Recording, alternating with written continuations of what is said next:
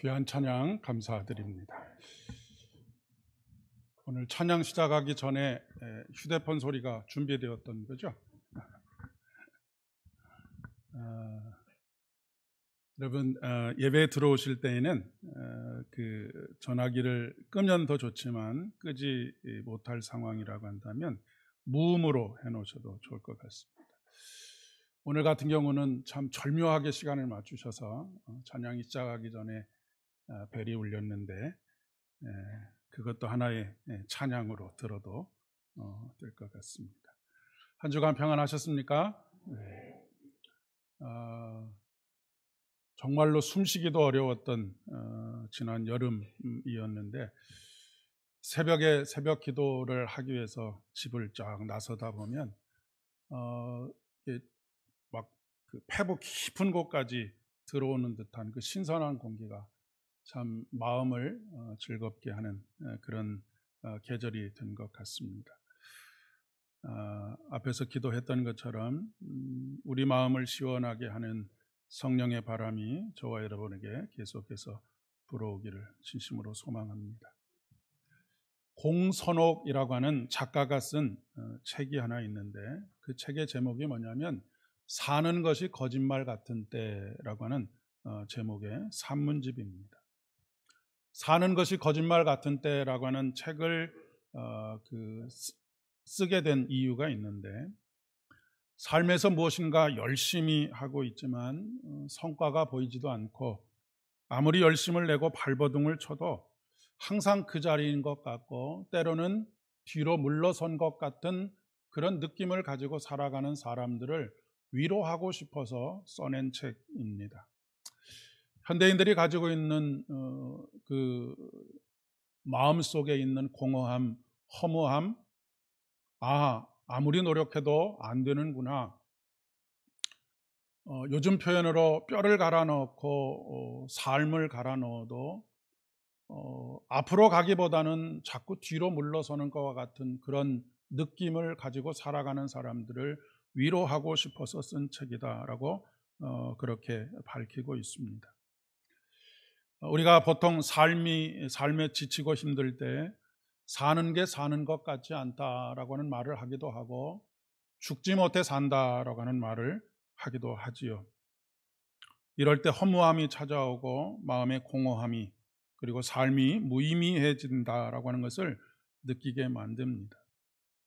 사람은 무엇인가 끊임없이 나아지고 있다, 성숙되어지고 있다, 발전하고 있다라고 하는 느낌을 가질 때 살아있다라고 하는 그런 느낌을 가지게 되지요. 근데 매일매일 다람쥐 쳇바퀴 도는 것 같은 그런 반복, 일상의 반복, 그리고 다람쥐가 쳇바퀴 돌면 그 자리라도 있는데 우리의 삶은 점점 포기해야 될 것들이 많아지는 인생이라고 할 때 참 마음이 쉽지 않습니다.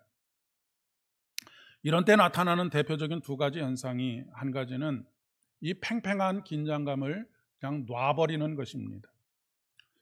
그리고 속으로 이렇게 생각하지요. 막연하게 어떻게 되겠지라고 그렇게 생각을 합니다. 한동안 우리 시대의 젊은이들, 청년들을 잘 표현했던 단어들이 있습니다. 그것이 뭐냐면 3포 세대, 5포 세대, 9포 세대라고 하는 그런 말들이었습니다. 처음에는 3포 세대를 이야기하더니 조금 시간이 지난 후에 5포 세대를 이야기하고 더 시간이 조금 지난 다음에 9포 세대를 이야기합니다. 그것은 시대가 그만큼 젊은이들조차도 희망으로 가득해야 될 삶의 에너지로 가득해야 할 젊은이들조차도 포기해야 할 것들이 한 가지 한 가지씩 드러난다라고 하는 것을 이야기해 주는 것일 것입니다. 그래서 그것을 자기 합리화시키기 위해서 나타난 문화 한 가지가 소확행이라고 하는 문화입니다. 소확행이라고 하는 것은 소소하지만 확실한 행복이라도 붙들고 살자라고 하는 그런 문화가 나타나게 되었습니다. 그런데 사실 이렇게 소확행을 추구하는 것이 일상적이고 소소한 것들이 얼마나 감사한 것인지 그리고 얼마나 행복한 것인지를 깨달았기 때문에 소확행을 추구하는 것이 아니라 꿈꿔봤자 이루어지지 못하기 때문에 그래도 자기 위안이라도 삼고 싶어서 만들어진 문화, 물론 모든 사람들이 다 그런 것은 아니지만 정말로 일상적이고 소소한 것이 행복해서 행복하다라고 말하는 사람들도 없지 않아 있지만 그런 사람들은 그렇게 많지 않고 대부분은 가지지 못하는 것을 스스로 위로하기 위해서 포기한 것이 마음속에 깊은 상처가 되지 않도록 하기 위해서 만들어진 문화라고 그렇게 이야기를 할 수가 있겠습니다. 또 이와는 정반대로 자기가 이제까지 이렇게 한 발자국 더 나아가지 못하고 성숙해 가지 못하고 하는 이유는 더 열심히 살지 않았기 때문이다라고 생각하는 사람들도 있습니다. 그래서 시간을 쪼개고 에너지들을 쪼개서 숨 쉴 틈 없이 자기를 몰아붙이는 사람들이 있습니다. 서점에 가면 가장 많이 진열되어 있고 가장 많이 팔리는 책이 뭐냐면 자기계발서입니다. 어떻게 하면 자기의 시간을 쪼개고 계획을 잘 세워서 성과를 내고 작은 성과라도 이루면서 살 수 있을까라고 하는 그런 관심을 가지고 있는 사람들이 굉장히 많이 있다라고 하는 것을 보여주고 있는 것이죠.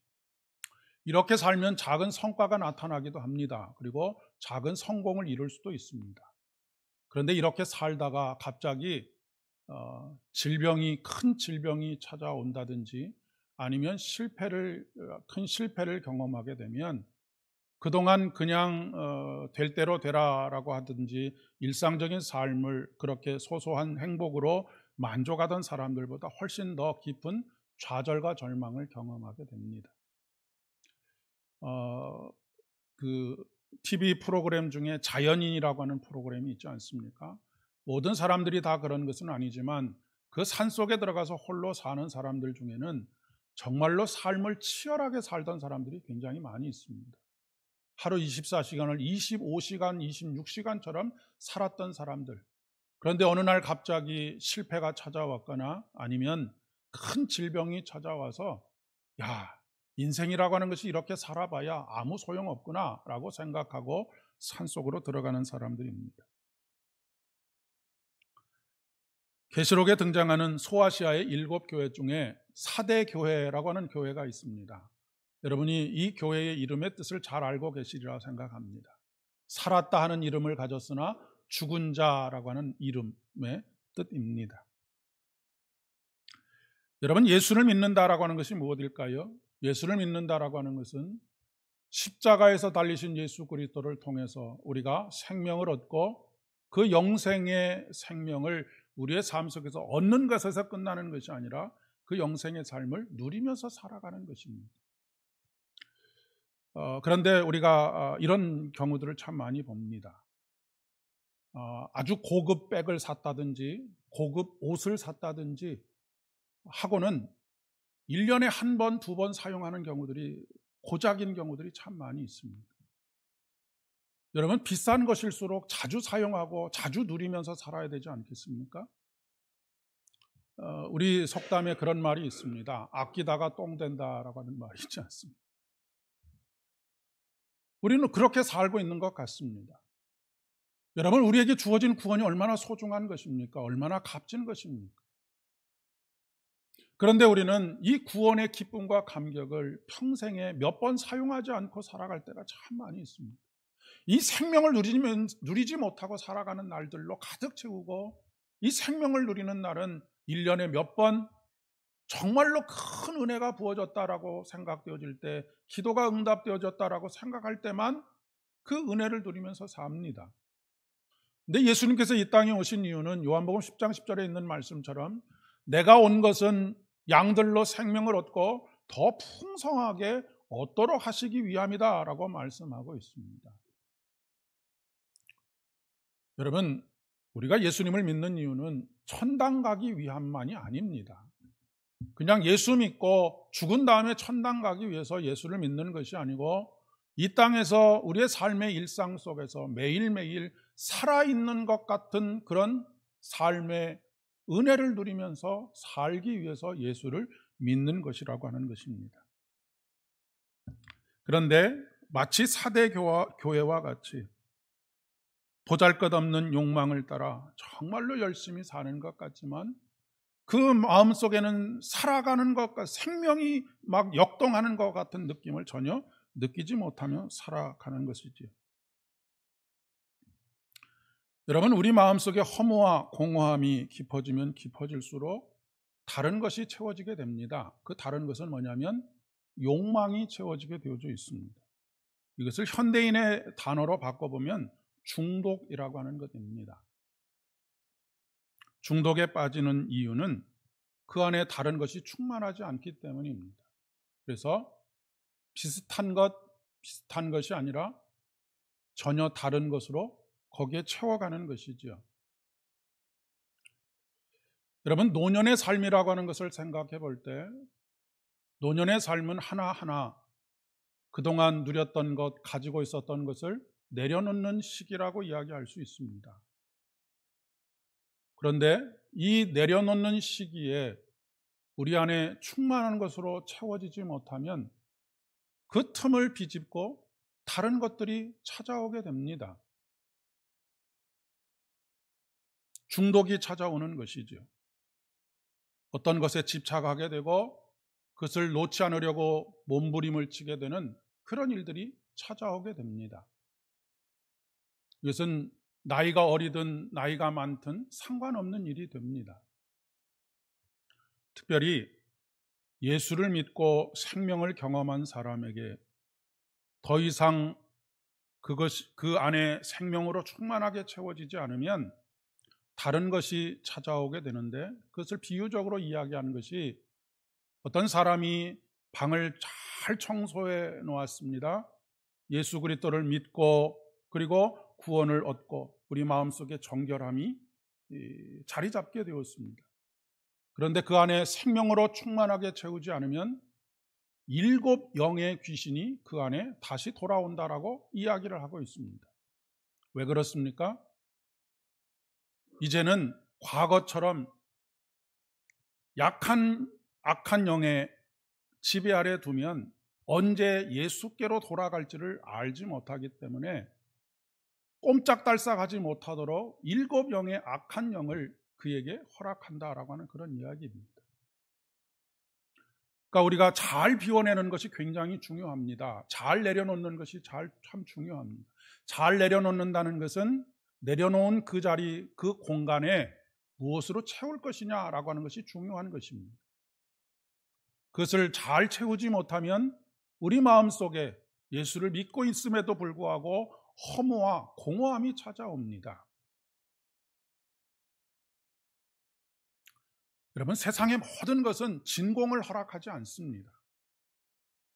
무엇인가가 비면 거기에 무엇인가가 채워지게 되어져 있습니다.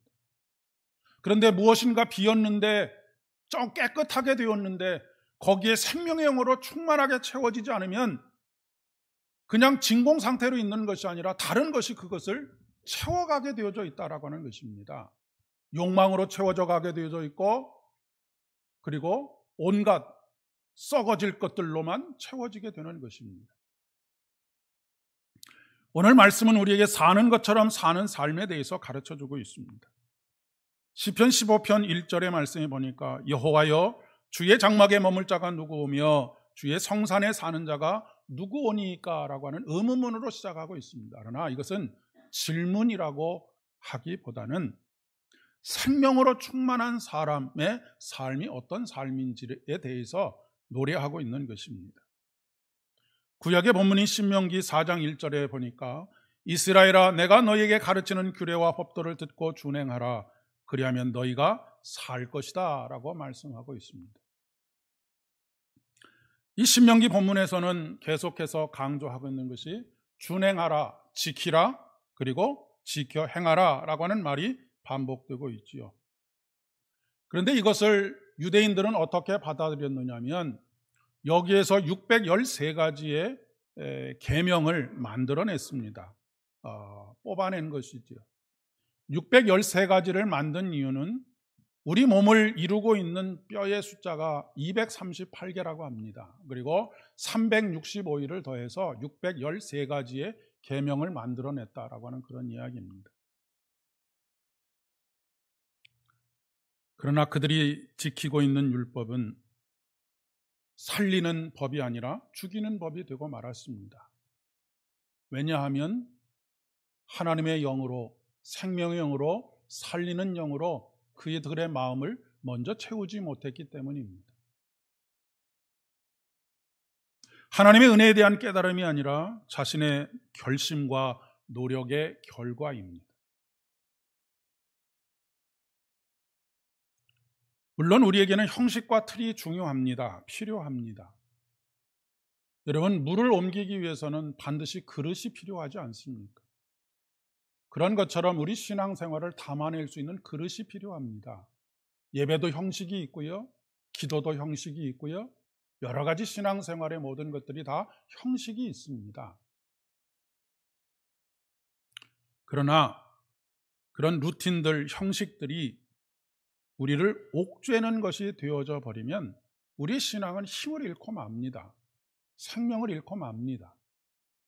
그렇기 때문에 이 형식이라고 하는 것은 항상 열려져 있어야 합니다. 어떤 사람은 물을 네모 상자에 담기도 하고 세모 상자에 담기도 하고 동그란 볼에 담기도 합니다.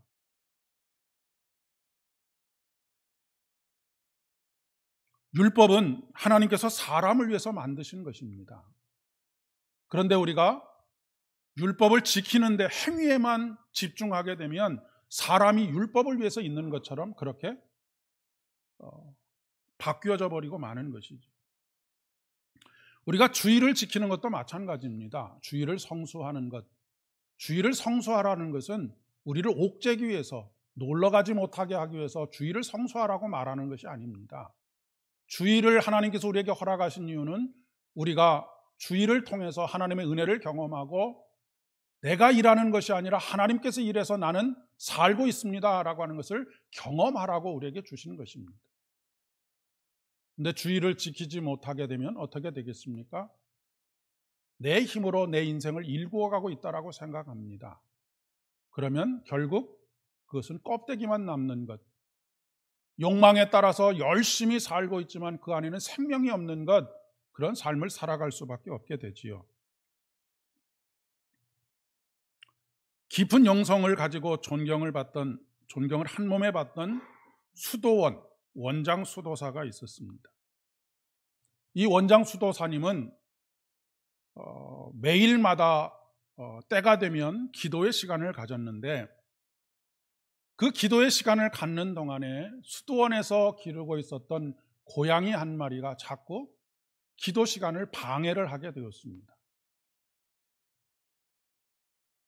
이곳저곳으로 뛰어다니고 말썽을 부리고 이 원장님의 기도에 집중하지 못하도록 그렇게 했다라고 하는 것이죠. 그래서 이 원장님은 기도 시간마다 고양이를 기둥에다 메어 놓았습니다. 그리고 이제 더 이상 방해를 받지 않고 기도를 하게 되었던 것이죠. 자, 원장님도 세월이 지나고 나서 돌아가셨고 고양이도 세월이 흐르면서 죽었습니다.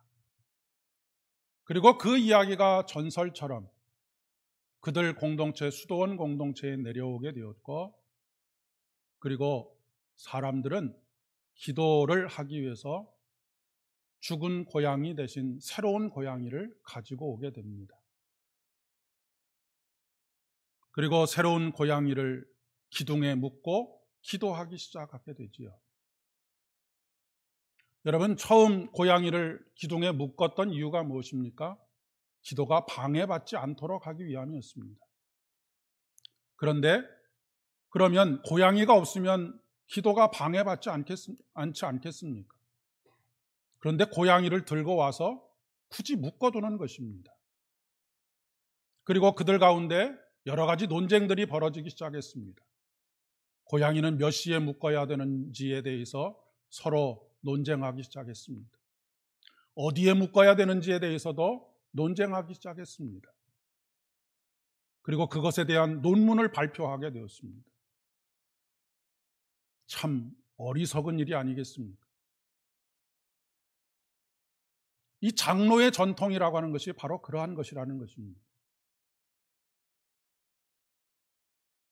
복음은 그렇게 복잡하지 않습니다. 복음은 단순합니다.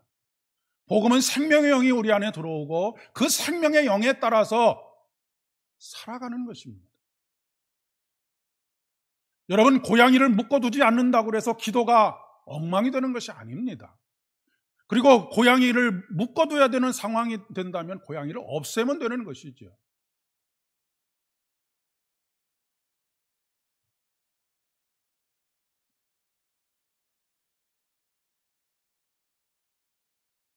복음서에 자주 등장하는 논쟁이 정결법 논쟁입니다.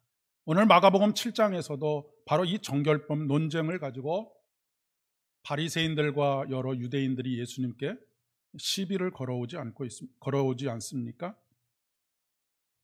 바리새인들이 예수님께 이렇게 이야기합니다.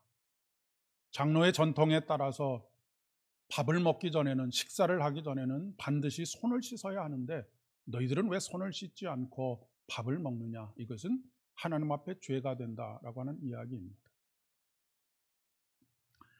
여러분, 하나님께서 손을 씻으라라고 말씀하시는 것은 위생과 관련된 이야기입니다. 이것이 종교적인 함의를 가지고 있는 것이 아니다라고 하는 말씀입니다. 아까 말씀드렸던 것처럼 고양이를 묶어두는 것, 이것이 기도 생활과는 아무런 상관이 없는 것입니다. 그냥 기도하면 되는 것입니다.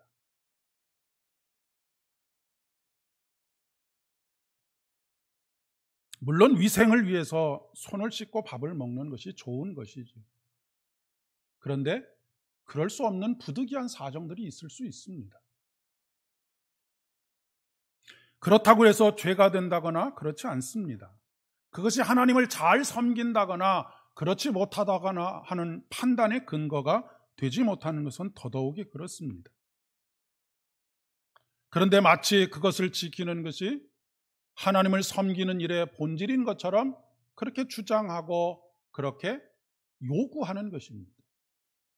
기도할 때는 반드시 고양이가 있어야 하고 어느 위치에 고양이를 묶어야 된다라고 하는 것, 이것을 고집하는 것하고 똑같다는 이야기입니다. 행위에 집중하게 되면 이런 결과를 초래하게 됩니다.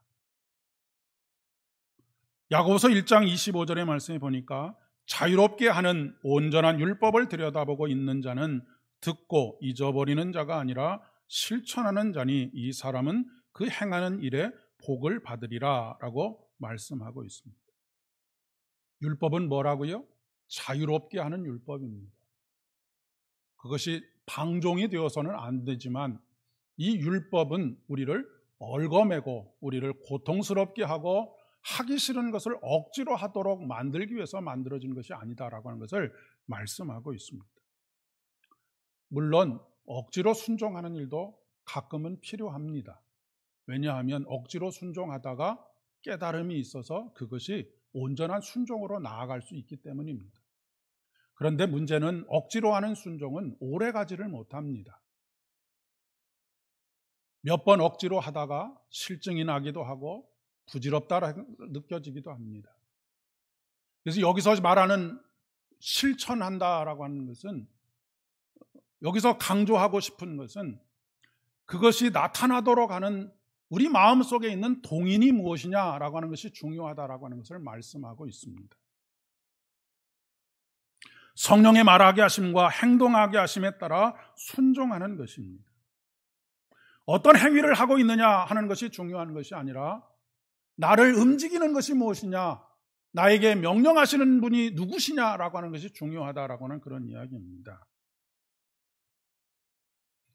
행위는 상황에 따라 형편에 따라 다를 수 있습니다. 달리 생각할 수 있습니다. 그래서 사도 바울은 모든 것이 다 가하다라고 말하고 있습니다. 그러나 모든 것이 다 유익한 것은 아니다 또 말씀하고 있는 이유가 바로 여기 있는 것입니다. 오늘 신명기서를 통해서 이 하나님의 계명과 관련해서 중요한 한 문장이 있습니다. 4장 7절입니다.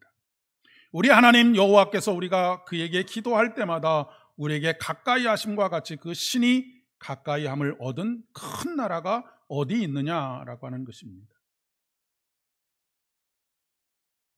지금 이 신명기서는 출애굽을 경험한 사람들과 그 사람들은 이미 광야에서 거의 대부분이 다 죽었죠. 광야 40년 동안 하나님께서 어떤 분이신지를 나타내시고 어떻게 역사하셨고 하나님이 누구이신지를 보여준 사건들을 본 사람들이라고 하는 것입니다. 근데 보기만 하고 믿지 않고 행동으로 옮기지 않는다라고 하는 것은 무엇이겠습니까? 자, 그들은 매일마다 하나님께서 만나와 메추라기를 주신 것을 본 사람들입니다. 그리고 기억하고 있는 사람들입니다. 그런데 그들이 들로 나가서 그것을 줍지 않는다고 한다면 그들은 영적인 곤고함 속에 있을 수밖에 없지 않겠습니까?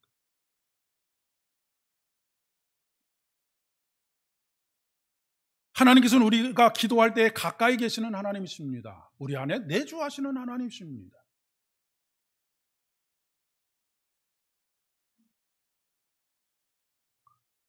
하나님께서는 우리 안에 계실 때뿐만 아니라 우리 안에서 생명의 신 성령으로 숨쉬게 하시는 분이십니다.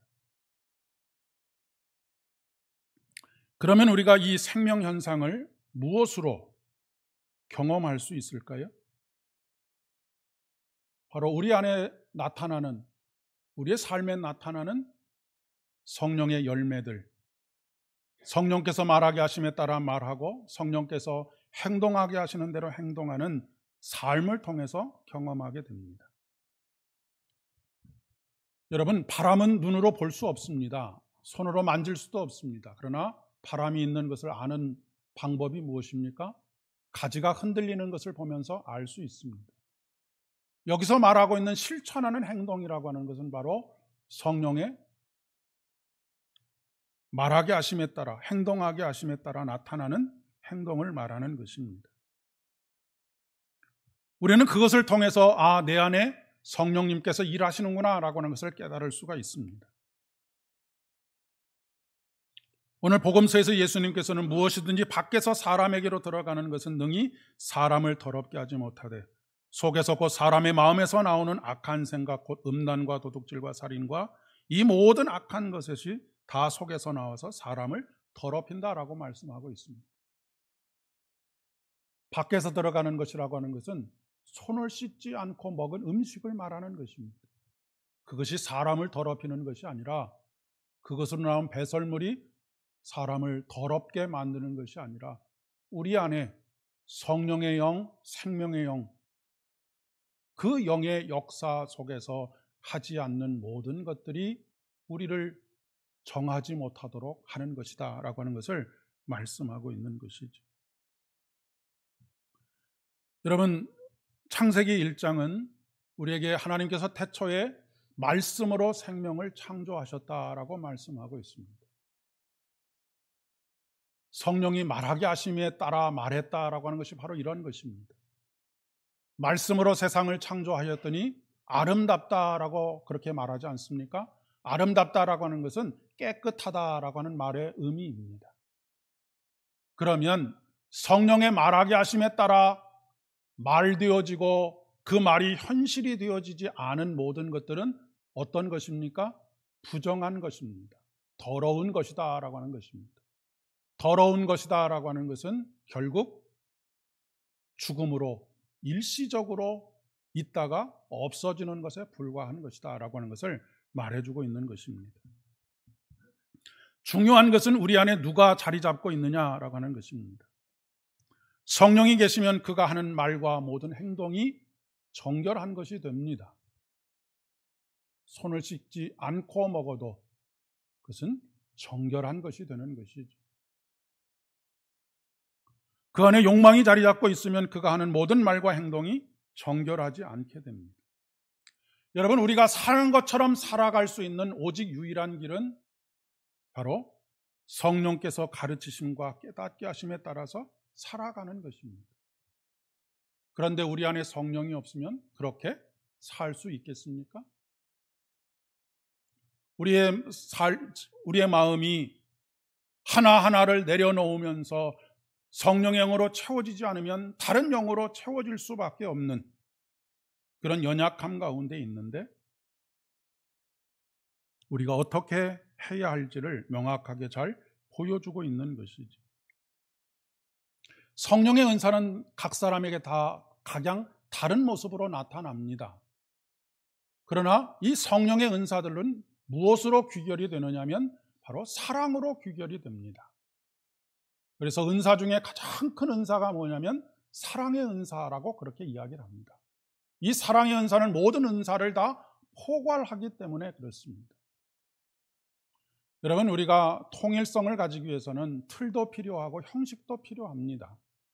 그러나 하나님께서는 각자에게 각자에 걸맞는 은사들을 다 주십니다. 그리고 그것을 하나로 통일하는 가장 중요한 틀은 무엇이냐면 형식이 아니라 사랑입니다. 우리는 사랑으로 하나가 되는 것입니다. 하나님의 그 사랑이 둘로 나뉘어졌던 하나님과 우리 인간을 하나로 만드신 것처럼 우리를 하나로 묶는 끈은 오직 사랑입니다. 예배의 형식이 어떠하냐, 그동안 우리가 어떤 형태로 신앙생활을 해왔느냐라고 하는 것이 중요한 것이 아니고 우리를 오직 하나로 묶어내는 것, 이것은 하나님의 사랑이라고 하는 것만을 잊지 않으셨으면 참 좋겠습니다. 그렇게 될 때 우리 공동체는 살아있는 듯한 느낌을 항상 받도록 만드는 그런 공동체를 우리에게 허락해 줄 것입니다. 그런 가정을 우리가 만들게 하실 것이고 그런 일터를 우리가 만들 수 있도록 하실 것입니다. 이번 한 주도 주의 사랑으로 사랑하며 살아가는 복된 한 주가 될 수 있기를 소망합니다. 기도하겠습니다. 아버지 하나님, 은혜를 진심으로 감사드립니다. 오늘도 우리 안에 생명의 영으로 호흡하게 하시고 생명의 영으로 말하게 하여 주셔서 하나님의 입에서 나오는 모든 말씀으로 세상을 창조하시고 아름답게 하시는 것처럼 우리의 삶의 열매들이 아름답게 하시고 정결하게 하시니 감사드립니다. 아버지 하나님, 이번 한 주간도 오직 사랑으로 숨쉬게 하시고 사랑으로 대하게 하시고 사랑으로 일하게 하여 주시옵소서. 예수님의 이름으로 기도드립니다.